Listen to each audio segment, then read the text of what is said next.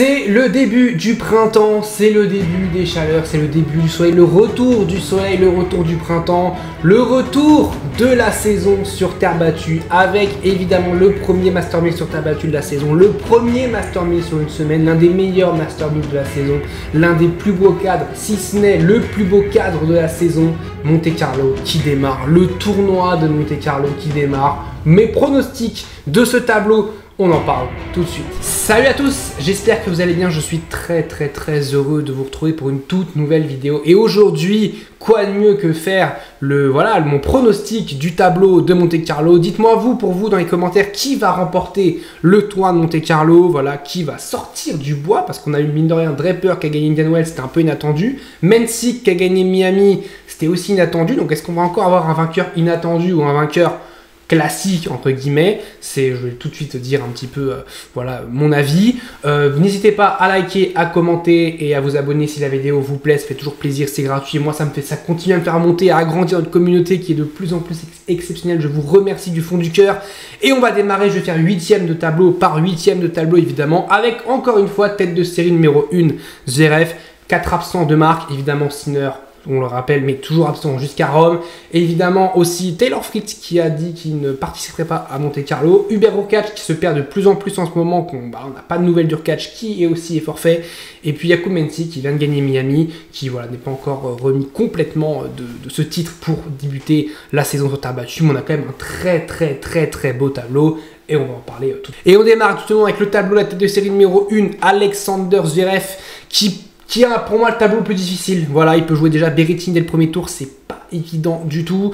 Lehečka ou Korda ou Musetti, pareil, ou un qualifié, notamment Corentin Moutet qui est dans les qualifs, c'est pareil, c'est pas facile du tout pour Zverev. Je vois bien Zverev Musetti en 8e de finale. Comme j'ai dit, moi, cette saison j'ai de grosses exigences sur Musetti, donc je vais pas le lâcher et je vais continuer à le mettre loin dans les tableaux parce que j'ai dit qu'il finirait top 10, donc il faut que voilà. Musetti Zverev en 8e de finale, ça peut être un 8e de finale très beau, très intéressant. Aussi à voir parce que Monte Carlo, on sait, hein, c'est près de la mer, donc évidemment on peut toujours y avoir du vent, des conditions très venteuses et on sait que ça peut déranger certains joueurs et en arranger certains. Donc attention aussi à voir la qualité, la vitesse du vent. Ça peut, notamment c'était en 2019, il y a eu un vent de psychopathe. L'année où Fognini il remporte le tournoi contre Dusan Lajovic en finale. Alors ça, pour une surprise, c'était une belle surprise. 2e, 8e de tableau, Holger Rune, Nuno Borges, Sonego, Martinez, Thompson, Mpetshi Pericard, Stefanos Tsitsipas, qui a remporté 3 fois Monte Carlo sur les 4 dernières années et qui est le tenant du titre.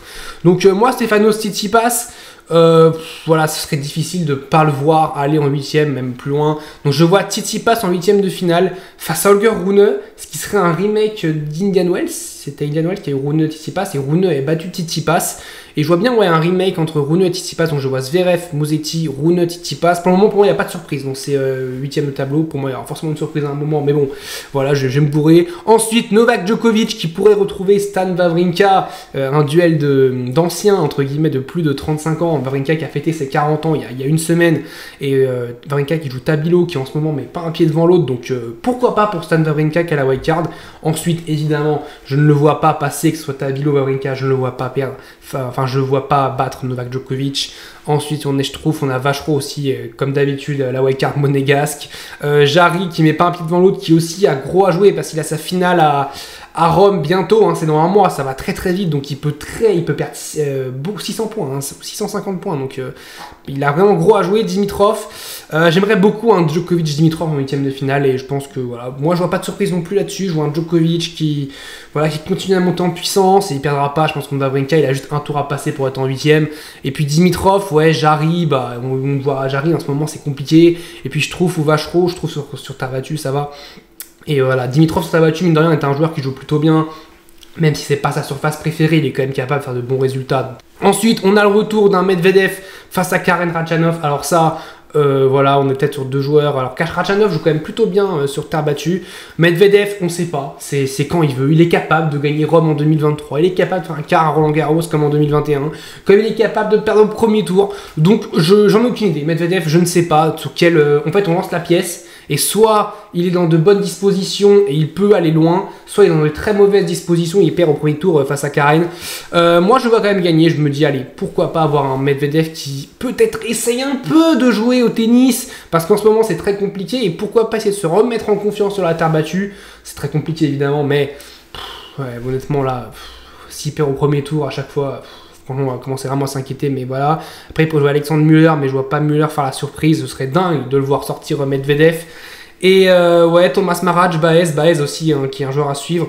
Alex de Minaur, qui aussi sur terre battue est très bon. De Minaur, en fait, il est très bon partout. Il est pas excellent, mais il est très bon partout. Il est capable de faire des quarts de finale sur chaque surface. Donc, je vois de Minaur en 8ème de finale face à Medvedev. Pour moi, encore une fois, pas de surprise. Je suis aucune surprise pour le moment. Ensuite, Draper, je l'attends sur terre battue parce que, ouais, il y a un peu le cliché britannique, voilà, qui sait pas jouer sur terre battue, mais je trouve que c'est un cliché qui est un peu faux parce que Cameron Norrie est un joueur qui a su jouer sur terre battue. Andy Murray a fait une finale à Roland Garros, Wimbledon, oui, évidemment, mais à Roland Garros. Tim Henman aussi a fait une demi-finale à Roland Garros. Donc, voilà, les Britanniques savent jouer, mine de rien, sur terre battue. C'est un cliché de dire qu'ils ne savent pas jouer sur terre battue, mais donc Draper, je pense, avec son kick, il peut être très dangereux, kick de gaucher. Moi, j'attends pas mal de choses de Jack Draper hein, sur cette saison sur terre battue. Je me dis qu'il a vraiment gros à jouer. Et s'il fait une grosse saison sur terre battue, ouais, je pense que sa place pour le Masters et même peut-être pour le top 5 va être vraiment quasiment actée. Il pourrait jouer Marcos Giron ou Shapovalov. Comment vous dire que ce ne sont pas des joueurs de terre battue. Donc pour moi, il passera le prochain tour. Il est en 8ème de finale. Et ensuite, je vois bien Davidovich Fokina sortir Ben Shelton parce que vraiment, les Américains, j'ai l'impression qu'il y a des Américains sur terre battue, ils sont un petit peu... allergique à la terre battue et je vois en fait Ben Shelton pour moi il a aucun résultat sur terre battue pour le moment et j'ai du mal à voir Ben Shelton battre Davidovich Fokina qui a fait finale en 2021 ou 2022 face à Tsitsipas qui est très très bon sur terre battue, qui est capable de faire des matchs de feu, de folie. Donc pour moi c'est ma petite première surprise, c'est Davidovich Fokina qui va en 8ème de finale face à Jack Draper. Ensuite Tiafoe qui met pas un pied devant l'autre. Pareil, même s'il est capable lui de bien jouer sur terre battue, je ne le vois pas aller si loin que ça. Kekmanovic est capable aussi, Popyrin, Hugo Humbert. J'ai envie de dire, allez, je vais mettre Hugo Humbert en 8ème de finale parce que je suis chauvin, voilà, j'assume. Mais je vois bien Hugo Humbert, s'il a quand même fait, je crois, quart ou 8ème l'an dernier aussi à Monte Carlo. Il est capable sur terre battue de faire des résultats, pas des résultats exceptionnels, mais des résultats plutôt corrects. Et je pense qu'il peut aller en 8ème de finale face à Casper Ruud qui là joue vraiment gros parce que Casper Ruud c'est bon, il a fait du golf pendant tout le début de saison. Là maintenant c'est enfin sa saison sur terre battue. C'est les 3 mois où il doit se la donner pour valider son top 10 annuel. Donc c'est maintenant qu'on va avoir un Casper Ruud à son prime. Donc Casper Ruud pour moi va aller en 8ème de finale face à Hugo Humbert. Ensuite, on pourra avoir un magnifique Roublev Monfils au 2e tour. Ce serait magnifique de voir Gaël Monfils. Honnêtement, j'ai du mal à voir Monfils sur terre battue briller. En tout cas à Monte Carlo, peut-être à Roland Garros. Il va évidemment avec l'ambiance et tout. À Monte Carlo aussi, il peut y avoir de la belle ambiance, mais j'ai du mal. Je vous l'annonce. Je vois pas Gaël Monfils être excellent sur ce Monte Carlo. Je ne le vois pas passer Andrei Roublev. Roublev qui a aussi gagné Monte Carlo, c'est en 2023. Par contre, je vois bien Arthur Fils aller jouer Roublev en 8ème de finale. Donc je vois Roublev, Arthur Fils en 8ème de finale. Ensuite, Félix Auger-Aliassime, j'ai des doutes, surtout s'il y a beaucoup de vent. On sait que ces balles elles peuvent partir un peu n'importe comment. Arnaldi, qui, ouais, sur terre battue, est capable de bien jouer. Richard Gasquet, il a la wildcard, mais je pense que ça va être très compliqué. Jouer Arnaldi, c'est pas facile. Fabio Fognini, bon, voilà. Cerundolo, Alcaraz, attention, si Alcaraz joue Cerundolo, ce qui va sans doute être probable. Match très très piège, mais il faut qu'Alcaraz remporte ses matchs. Là, ça y est, il a perdu le premier tour face à David Goffin à Miami. C'est pas possible. Il ne peut pas faire encore une nouvelle défaite prématurée en Master 1000. Là, c'est bon. Il doit montrer quand même que c'est le patron sur terre battue. Là, c'est son grand chelem sur terre battue. C'est lui qui doit le défendre. C'est le grand chelem, c'est Roland Garros. Donc, c'est à lui d'aller défendre Roland Garros. Et il faut qu'il montre que le patron sur terre battue, c'est lui. Il n'y a pas Sinner. Il faut qu'il en profite. C'est le moment où il doit en profiter. Et comme je l'ai dit, en ce moment, Sinner, il est toujours premier à la race en ayant joué un seul tournoi. Il est toujours premier au classement race en ayant joué un seul tournoi. Donc depuis le 1er janvier 2025, c'est lui qui a joué, c'est lui qui a fait le moins de tournois et c'est lui qui a le plus de points. Donc c'est totalement dingue. Donc je vois Alcaraz en 8ème de finale face à Arnaldi. Je vois bien Arnaldi aller en 8ème de finale et battre Félix Auger-Aliassime. Maintenant, on va passer tout de suite avec pronostic. Donc, en quart de finale, je vois bien Musetti battre Alexander Zverev. Zverev, j'ai un peu des doutes aussi sur lui. C'est compliqué en ce moment. Il n'arrive pas à sortir du lot. Il a un petit peu la pression, je pense, d'être de série numéro 1. Depuis sa finale à l'Open d'Australie, il n'y a plus grand-chose à se mettre sous la dent. Et il y a même quasiment rien. Quand je dis plus grand-chose, c'est quasiment rien. Donc, je vois Musetti en quart de finale face à Stefanos Tsitsipas parce que Tsitsipas, c'est Monte Carlo, il adore ce cadre et s'il y a bien un moment où Tsitsipas doit briller et faire quelque chose, c'est maintenant. Donc je vois Tsitsipas Musetti, duel de revers à une main. Ensuite je vois Djokovic battre Dimitrov pour la 150e fois en 150 duels. Donc voilà, pas trop de surprise. Djokovic en quart de finale, il a fait demi d'ailleurs l'an dernier, donc il peut aller en quart de finale face à Alex de Minaur. Si joue Medvedev, il sera beaucoup plus solide que de Minaur sur terre battue. Notamment, il a battu à Roland Garros l'an passé. Je vois bien. J'hésite entre Draper. Je vois quand même Draper aller en quart de finale. Je vois face à Casper Ruud parce que Casper Ruud, comme j'ai dit, c'est son moment, c'est son prime, c'est maintenant qu'il doit briller. Ensuite, je vois. Roublev bat Arthur Fils, j'ai du mal à voir Fils battre Roublev. Roublev, mine de rien, sur terre battue, ça joue plutôt pas mal. Faut pas penser que c'est une brute et tout, et que sur terre battue, il sait pas jouer. Non, il s'est quand même plutôt bien joué sur terre battue. Il a notamment déjà battu Rafael Nadal sur terre battue, donc c'est pas un manche à balai. Et Alcaraz, je vois bien Alcaraz battre Arnaldi. Pour moi, il a pas le choix, il doit battre Arnaldi. Ensuite, je vois Tsitsipas battre Lorenzo Musetti. Tsitsipas, encore une fois en demi-finale à Monte Carlo. Je vois Djokovic battre Alex de Minaur encore une fois pour la 150e fois en 150 duels. Là, Djokovic, pour moi, il a un tableau pas tranquille, mais assez serein jusqu'en demi-finale où il est quand même au-dessus psychologiquement de tous les joueurs qu'il va affronter. Je vois Casper Ruud battre Jack Draper en quart de finale, parce que Casper Ruud, c'est la terre battue, c'est son moment et il doit briller. Je vois Alcaraz battre Andrei Roublev en quart de finale, donc je vois des demi-finales Tsitsipas Djokovic et Casper Ruud, Carlos Alcaraz. C'est quand même des demi-finales qui restent bien à terre battue. C'est quand même de belles demi-finales. Si on a ça, ce serait vraiment pas mal. Je vois Tsitsipas battre Djokovic en demi-finale parce que je pense que Djokovic arrivera au bout de son parcours. Peut-être qu'il aura eu un peu des matchs compliqués face à de Minaur. Ça va peut-être être en 3-7, un peu compliqué. Et je vois s'arrêter face à Tsitsipas qui, je pense, va très bien jouer sur cette tournée.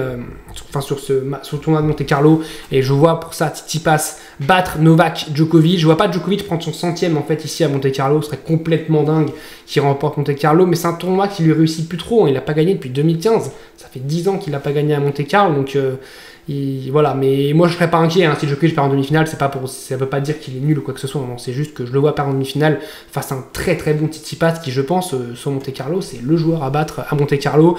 Et ensuite le Casper Ruud de Alcaraz. Je vois Alcaraz remporter ce match quand même parce que ouais, même si Casper Ruud arrive à son prime, il peut pas appuyer sur un bouton et battre tout le monde sur terre battue, c'est pas possible.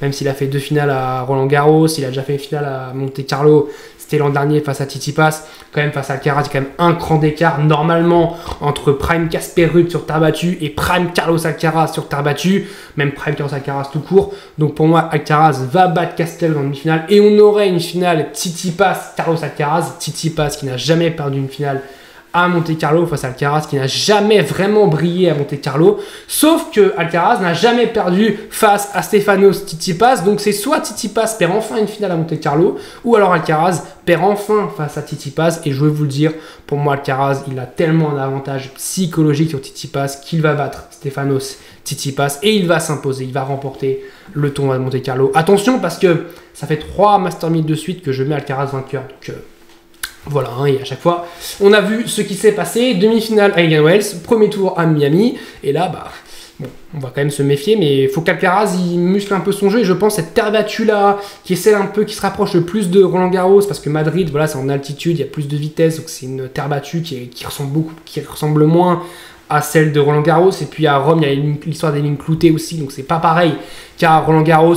Vraiment, Monte Carlo, c'est le tournoi qui se rapproche le plus de Roland Garros, avec du vent aussi, ce qui est capable d'arriver à Roland parfois, on l'a vu sur quelques éditions. Mais pour moi, je vois Alcaraz remporter ce tournoi. Et puis en plus, là, il arrive frais, parce que d'habitude, il allait souvent loin à Miami et loin à Indian Wells. Là, Indian Wells, ça va, il est en demi-finale, mais à Miami, il perd d'entrée, donc il a eu 2 semaines pleines pour vraiment se préparer, jouer sur terre battue, s'entraîner sur terre battue. Et comme on voit, par exemple, par rapport à un Djokovic qui avait finale à Miami, il a 1 semaine de plus que Djokovic pour se préparer à la terre battue. Donc pour moi, ça doit être un avantage, et Carlos Alcaraz doit remporter ce tournoi de Monte Carlo. Je le vois remporter donc face à Stefanos Tsitsipas en finale. Donc notez bien, parce que ce n'est pas ça qui va arriver du tout. La seule fois où j'ai eu raison, ça a été à l'Open d'Australie, où j'avais dit Sinner vainqueur, sinon je crois que j'ai eu faux partout. Donc maintenant, dites-moi, vous, quel est votre vainqueur? Il n'y a pas que moi qui peut jouer et qui peut dire mon vainqueur. Vous, dites-moi votre vainqueur en vidéo. N'hésitez pas donc à vous abonner, à liker, à commenter si la vidéo vous a plu. On se retrouve très très vite pour parler de cette saison sur terre battue. Ça y est, nous sommes rentrés dans le printemps, nous sommes rentrés dans la saison sur ocre, la saison sur terre battue qui nous emmènera jusqu'à Roland Garros début juin. On se retrouve très très vite. Je vous dis salut à tous, profitez bien, le tennis ne s'arrête jamais. Portez-vous bien.